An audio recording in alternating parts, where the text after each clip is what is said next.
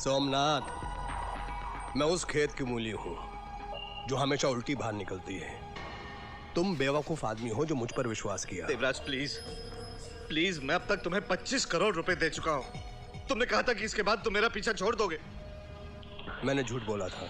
लेकिन छोड़ो सोमनाथ, रुपयों का बंदोबस्त करो। और हाँ सोमनाथ, इस बार पूरे 2 करोड़। 2 करोड़ क्यों, कम है? ये अब इतना रुपया कहां से आएगा? अपनी गाड़ी बेच दो, बंगला गिरवी रख दो। देखो सोमनाथ, तुमने किसी और का फायदा उठाया था, मैं तुम्हारा फायदा उठा रहा हूं। रुपयों का बंदोबस्त होते ही फोन कर देना। तो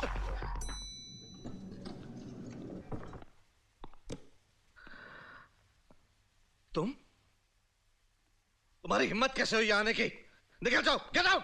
सर, आपको पूरा हक है मुझे डांटने का, अपने ऑफिस से बाहर निकालने का, लेकिन प्लीज मेरी सिर्फ एक बात सुन लीजिए। अब क्या बचा है सुनने को? तुमने मेरी बेटी का दिल तोड़ा है। इतना बड़ा धोखा। सर, कल जो कुछ भी हुआ मैंने जानबूझकर किया था, प्रिया की भलाई के लिए।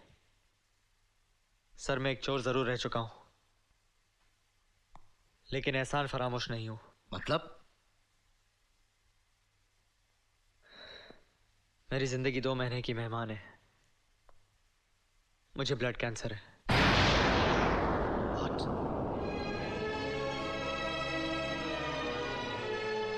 Blood cancer? और तुमने किसी को बताया तक नहीं? और हम तुम्हारे बारे में क्या क्या कम से कम प्रिया को तो बता दिया होता। मैं उसे फोन करता हूं। नहीं सर, प्लीज प्लीज, आप उसे नहीं बताएंगे सर। कुछ दिन बाद वो मुझे एक बुरा ख्वाब समझकर भूल जाएगी। इसी में उसकी भलाई है। और तुम्हारी माँ? नहीं सर, वो तो टूट ही जाएगी सर। किरण की शादी, सब कुछ कैसे होगा समझ में नहीं आ रहा है। मैं तो आपसे मदद मांगने आया था। किस्मत के लिखे को कौन बदल सकता है करण? काश मैं तुम्हारी मदद कर सकता, लेकिन मेरे भी हालात ठीक नहीं है। मैं मजबूर हूं करण। ये ऑफिस, ये रुतबा, ये सब दिखावा है, महज एक दिखावा। हाँ, एक रास्ता है, लेकिन अपने परिवार की खुशी के लिए इंसान कभी कोई ऐसी गलती कर बैठता है जिसका जुर्माना उसे जिंदगी भर देना पड़ता है। एक आदमी है देवराज, जो मुझे कई सालों से ब्लैकमेल कर रहा है, और अब तो नौबत ये आ गई है कि अगर मैंने उसकी डिमांड्स पूरी नहीं की तो शायद मुझे ये घर भी बेचना पड़े। प्रिया, जिससे तुम इतना प्यार करते हो, समझ में नहीं आता उसका क्या होगा। देवराज ने वो सबूत एक तिजोरी में रखे हुए हैं। देखो करण, प्लीज मुझे गलत मत समझना, लेकिन अगर तुम वो सबूत ला सको, मैं तुमसे वादा करता हूं कि तुम्हारी बहन की शादी की जिम्मेदारी मेरी होगी। तुम्हें जितना पैसा चाहिए होगा मैं दूंगा। नहीं सर, मुझसे नहीं होगा। मैं अपनी मां को वचन दे चुका हूं, मैं कभी चोरी नहीं करूंगा। आई एम सॉरी सर, मैं अब चलता हूं।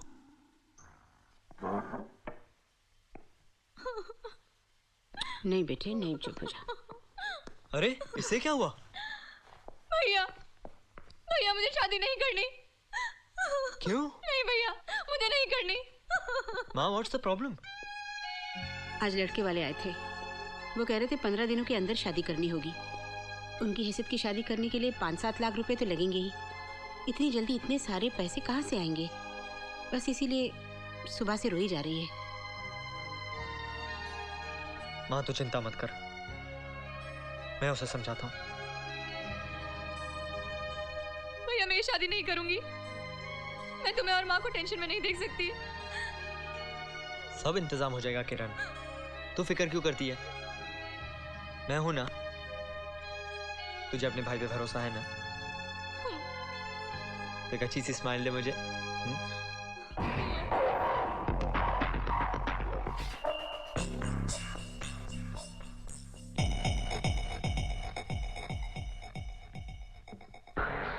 ओह करण, सर, मैं तुम्हारा ये एहसान जिंदगी भर नहीं भूलूंगा। आप मुझे सिर्फ इतना बताइए कि मुझे क्या करना है। देखो करण, मैंने पहले भी कई बार कोशिश की कि वो सबूत मेरे हाथ लग जाए, लेकिन वो तिजोरी जिसमें वो सबूत है उसे आज तक कोई खोल नहीं सका। ये उसकी फाइल है। सर ये तिजोरी तो जर्मन में है, 1960 में बनाई गई थी।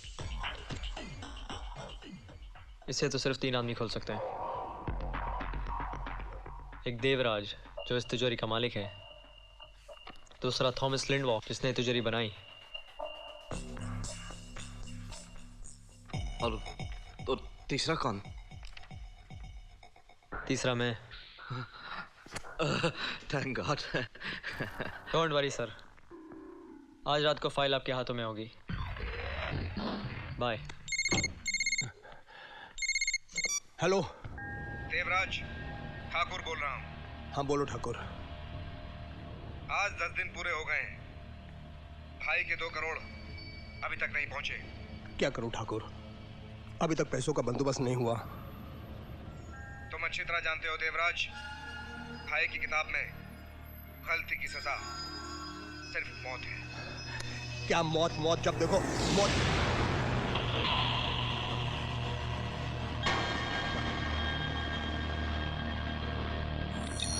नहीं नहीं,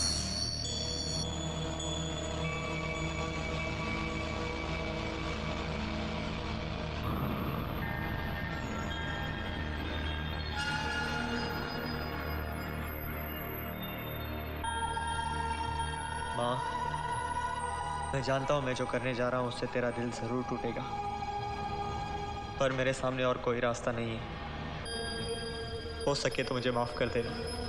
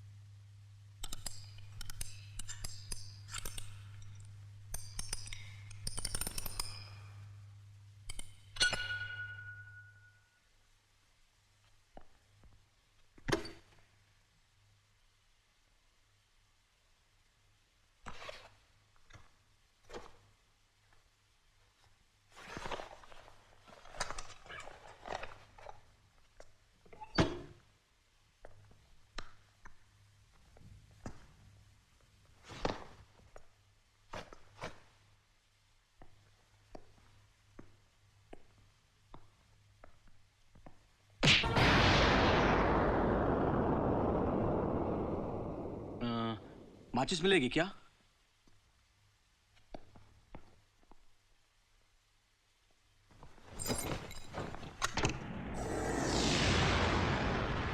इंस्पेक्टर साहब, यही है वो आदमी। Arrest him. हाँ? ओह, तो तुम्हारी पुरानी आदत है अब तक गई नहीं है। हवलदार, अरेस्ट हिम। ये आप क्या कह रहे हैं इंस्पेक्टर साहब? भैया, मिस्टर करण, मैं आपको देवराज के खून के इल्जाम में गिरफ्तार करता हूँ। व्हाट? खून?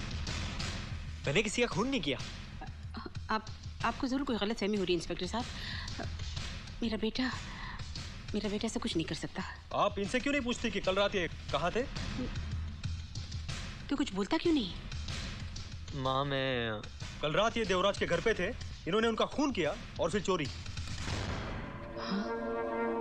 खून? चोरी?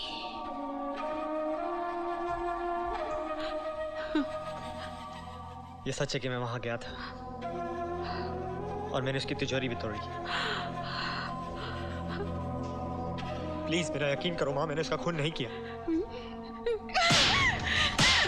ले जाइए इंस्पेक्टर साहब, ले जाइए, ले जाइए इसे, ले जाइए। मायने रोकिए, इंस्पेक्टर साहब, मेरे भैया किसी का खून नहीं कर सकते। मायने रोकिए, मायने रोकिए। अरे ज्यादा वाला फाइल लाना। बोलो क्या है? करण बेटा, सर, मुझे जैसे ही पता चला मैं यहाँ चला आया। ये सब हुआ कैसे? पता नहीं सर, मैं खुद हैरान हूँ। बिलीव मी सर, ये खून मैंने नहीं किया है। हाँ, तुम बिल्कुल चिंता मत करो, मैं बड़े से बड़ा वकील करूंगा। क्या फर्क पड़ता है सर, फांसी से मर जाऊं या कैंसर से? मुझे तो सिर्फ माँ और किरण की फिक्र लगी है। हौसला रखो बेटा, ये मेरा वादा है तुमसे, मैं अपनी जिम्मेदारी पूरी तरह निभाऊंगा। Thank you sir, thank you. It's going to be all right.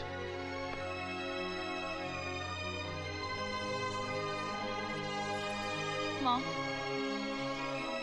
तुमने कल से कुछ नहीं खाया है, कुछ तो ले लो। नहीं, मुझे भूख नहीं। माँ, तो फिर मैं भी नहीं खाऊंगी। नहीं बेटा, तू खा ले। करण ने तो मेरा सर शर्म से झुका दिया। नहीं माँ, नहीं। करण जैसा बेटा तो किस्मत वालों को मिलता है माँ। उसने जो कुछ भी किया तुम्हारी खुशी के लिए किया, किरण की शादी के लिए किया माँ। उसने तुझे बताने से मना किया था, लेकिन मैं भी चुप नहीं बैठूंगा। सच तो ये है माँ, करण अब कुछ ही महीनों का मेहमान है। क्या? क्या? क्या मतलब? करण को ब्लड कैंसर है माँ।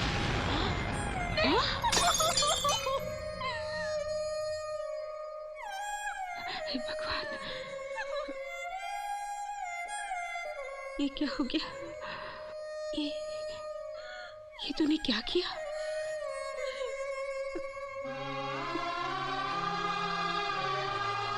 मैंने आज तक तुझसे कुछ नहीं मांगा, तूने मेरे पति को छीना। मैंने कुछ नहीं कहा, लेकिन आज मैं तुझसे अपनी करण की जिंदगी की भीख मांगती हूँ भगवान। मैं कसम खाती हूँ कि जब तक तू मुझे मेरा करण नहीं लौटा देगा, मैं पानी की एक बूंद तक नहीं पीऊंगी। देखती हूँ तू कब तक मेरी परीक्षा लेगा। मेरे करण की जिंदगी मुझे दे दे भगवान, बदले में तू मेरी जान ले ले, लेकिन मेरे करण को मुझे दे दे। मुझे दे दे भगवान, मेरे करण को मुझे दे दे।